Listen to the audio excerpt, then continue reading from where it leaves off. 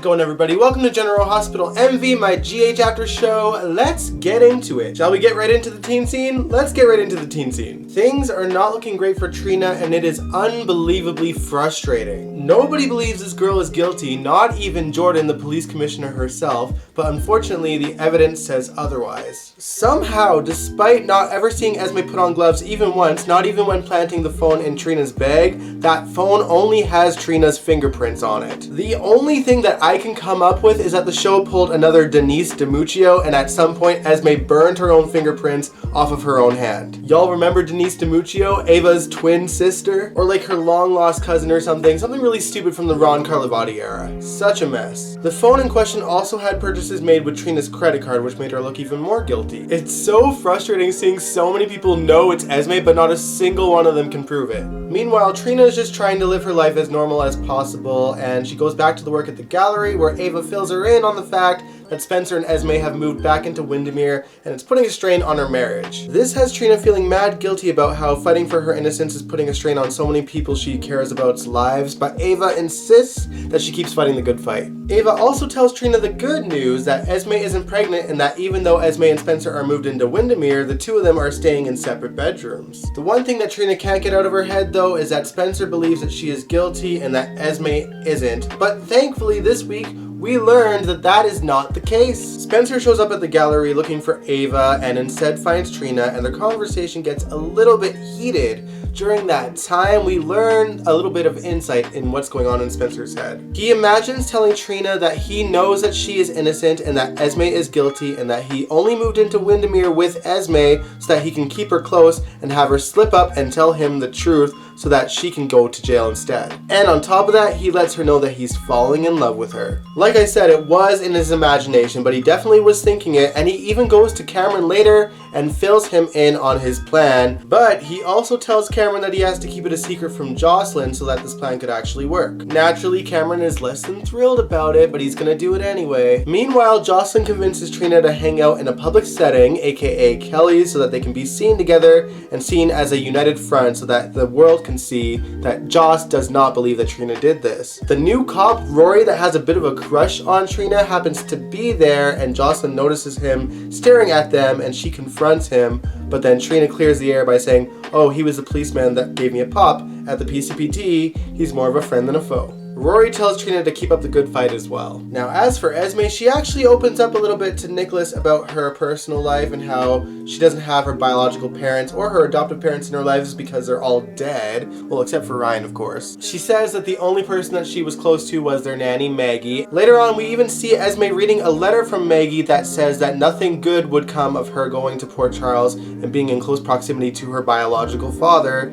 So I guess that's confirmation that Ryan is actually her father. Gross. But I guess that's better than him being her daddy? Nasty. Anyway, this teen drama is causing a ripple effect to some of the adults in Port Charles, including, surprisingly, Sam and Dante. Carly actually asked Sam to try and get some information on the case from Dante, and Sam was obviously mad about that, and Carly was like, "I'm sorry, I'll never do it again." And Sam didn't seem like she was gonna do it. However, when Sam and Dante were having dinner at the Metro Court and Dante had to step away to talk to Ava, Dante gets a file sent to his phone from the PCPD, and Sam snoops and forwards it to her email, and Dante catches her in the act, and things get hella awkward. Dante told Sam that he thought that they could trust each other, and Carly sees this confrontation and tries to step in, and Drew couldn't pull her away fast enough. Drew tells Carly that they need to handle their own relationship, and that Carly would probably just make it worse. Later on, Sam tells her former PI partner Spinelli about the situation, and Spinelli encourages her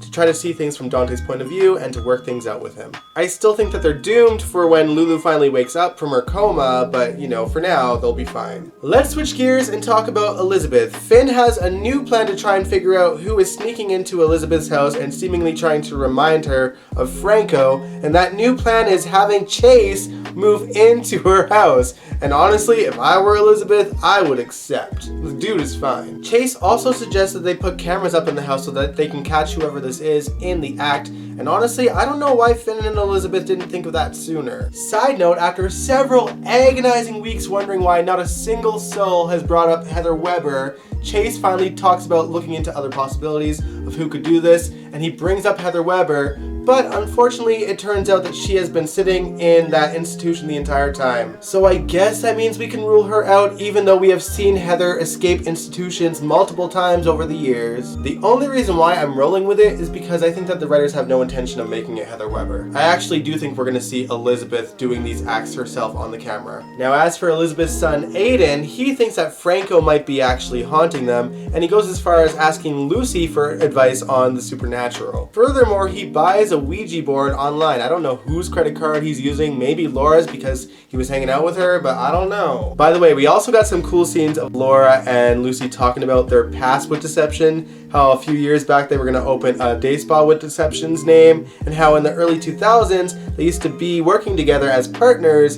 in deception as well. Thinking about it though, I actually remember watching clips of that story on YouTube and seeing that Carly worked there as well. I believe Sarah Brown was playing her at the time too. Laura also lets Lucy know that she is aware that she is still dating Martin and that she's happy for them. Not that they're ever seen on screen because Martin is visiting his mother apparently. Seems like an awful long visit though. Austin made an appearance this week. It's been a while since we've seen him. I almost forgot about him actually. But he runs into Chase at Volanino's, the gym, and Chase is not thrilled to see him. Obviously, he's still mad that Austin used him, but Austin does apologize, and then Spinelli shows up and reams Dr. Austin out too. Maxie and Brooklyn show up at the gym too, and Maxie confronts Spinelli, and he says that he is not good enough for her. And Maxie's like, well, you don't think anyone's good enough for me. Maxie, the last time Spinelli warned you about a guy, you ignored him and you ended up dating a psychopath and a murderer. Not that I actually think that Austin is either one of those things. I mean, I know that I'm a diehard Spixie fan and I would rather them be together, but only if Maxie still had the same personality that she used to have. Personally, I don't see any chemistry with Austin or Maxie. That's just my opinion, of course. But if they're gonna put them together, then do it. I'm not that into Maxie as a character anymore.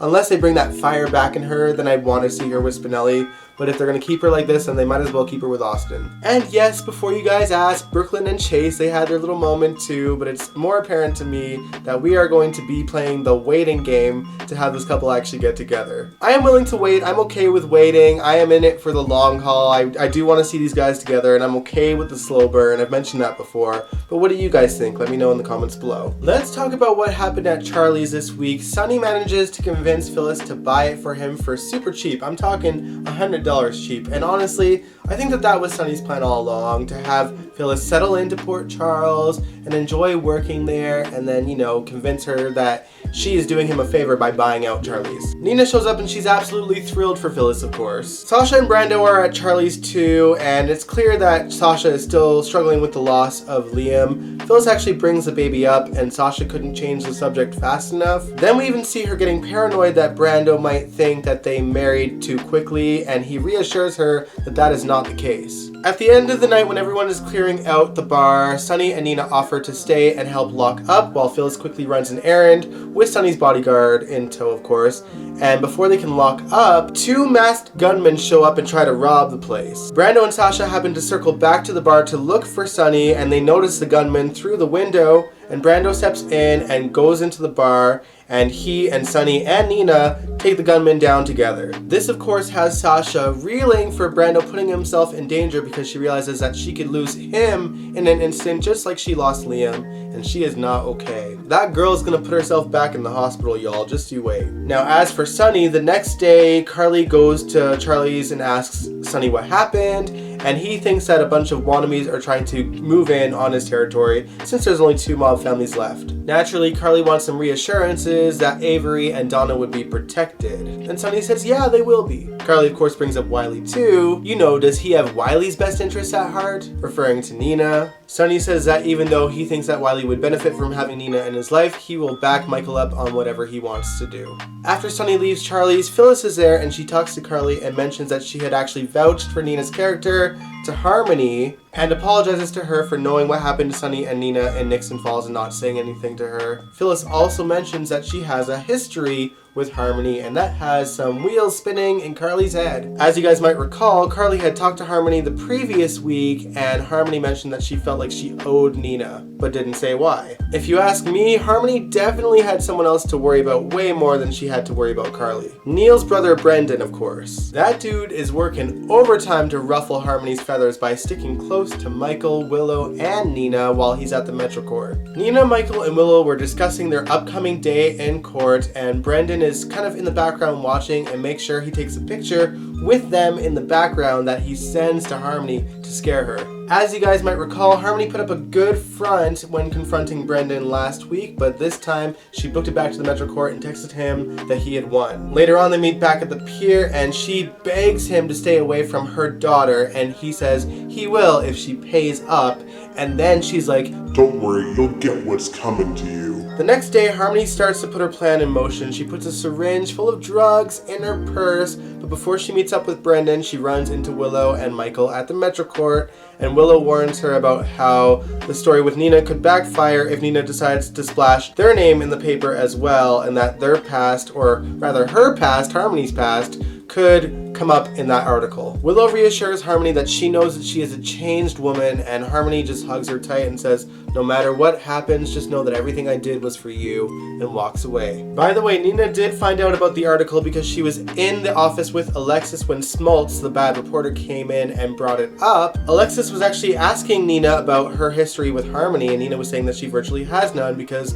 Alexis too is trying to figure out why Harmony would feel like she owed Nina something. And of course, Nina has no idea. The only way that Alexis is going to agree to put that story in the newspaper is if Smoltz tells both sides of the story, which means that Nina is clearly going to say some things about Michael and Willow as well. So yeah, it seems like the walls are going to close in on Harmony from every angle, and things get even worse when she meets up with Brendan. She offers him $1,000 as a down payment and says that she will pay him in installments, but that is not good enough for Brendan. He wants it all up front and suggests that she tell Michael the truth about the paternity of Willow because he thinks that Michael will want to keep that secret from Willow as well, knowing how much he hates Nina. Brendan gets a bit touchy with Harmony and he pushes her to the ground, and the purse falls and the syringe falls out, and he sees it, and then he asks her if she got Neil hooked on those drugs, and then he has an aha moment. He says, "You know, it never made sense to me or the rest of my family that Neil would ever get into drugs at all because he wasn't that kind of person. And knowing all the information he has on you, it makes sense that you would kill him to shut him up." He freaks out on her, Harmony freaks out on him, and instead of grabbing the syringe and dosing him with it,